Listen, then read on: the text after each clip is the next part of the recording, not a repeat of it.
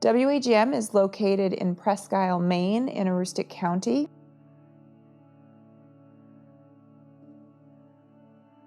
We were first established as a television station in 1956. It's changed hands several times over the years. Currently, Gray Television is the owner of WAGM.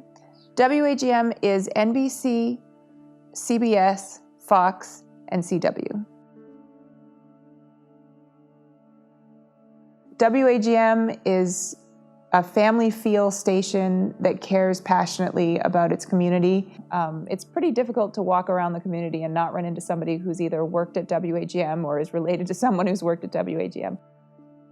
So, funny story, I had gotten out of the United States Army back in May, and in the process of moving up to Aroostook County, my younger brother, Corey, had tagged along with me, and we were sitting at my kitchen table one day and happened to just wonder if the local television station had a job opening, seeing as how my younger brother Corey was really into videography, and I think it would have been a good fit. So we looked it up, and there was a job opening.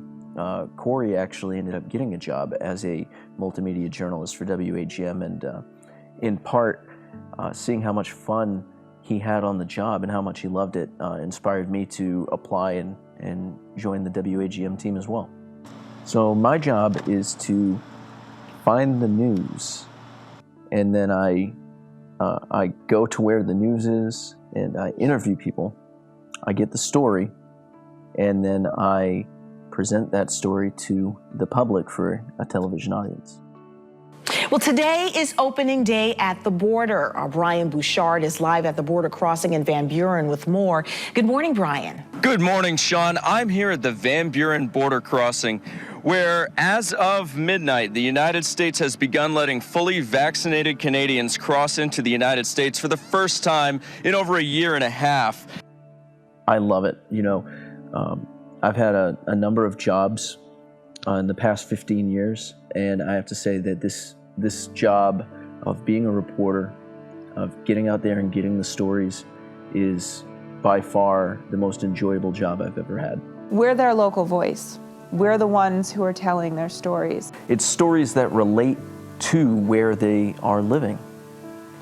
It's stories that affect their lives. For example, we just did a story on this snowmobile controversy, right, where an ATV law went into effect and it threatened the snowmobile industry.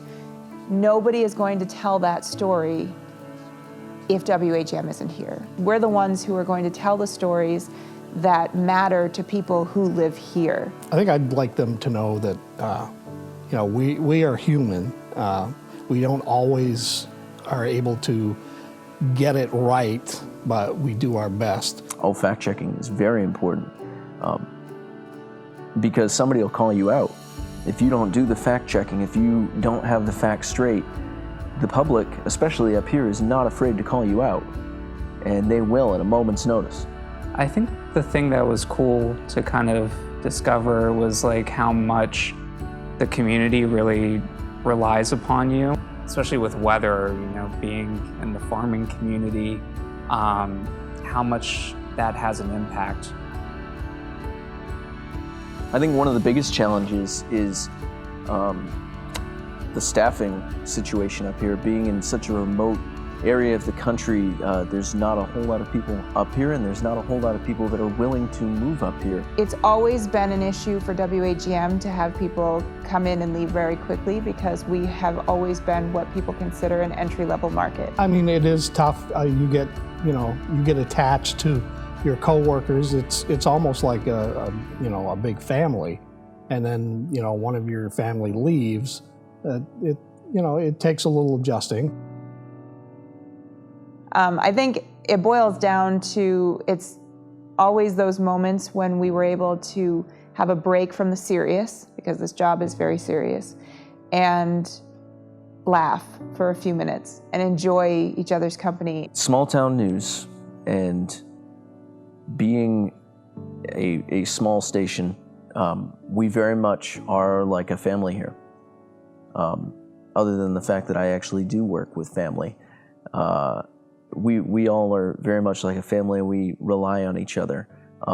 I can say that I would bend over backwards for anybody on this news team, and I believe that they would do the same for me.